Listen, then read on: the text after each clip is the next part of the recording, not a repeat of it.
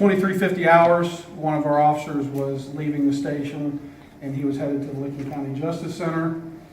When he turned onto South 3rd Street, he was headed north. He came across a subject who was walking southbound. He did notice that the subject had a beer in one hand and a handgun in the other. He called this in, he asked for backup. They continued south, the subject continued southbound. He turned his cruiser around, followed behind. Then we had two of our sergeants in one vehicle who arrived on scene.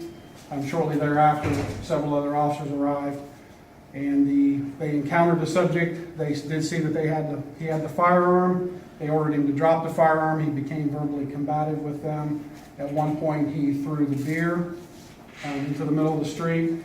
He continued to be verbally combative with them, and then at one point, he actually raised the firearm, forcing our officers to return fire, or to fire upon him. He didn't return fire. He didn't actually fire. Let me clarify that.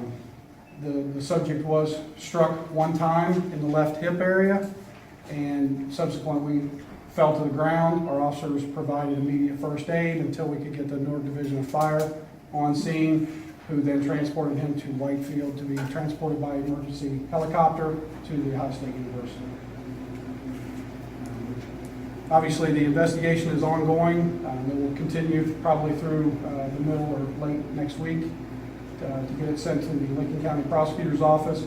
We are handling the investigation, but we're doing it in conjunction with the Licking County Prosecutor's Office, Connell. A couple things that the investigation revealed was that it was determined that Mr. Pearson took deliberate steps to provoke a police response. This was a pre-planned action on his part.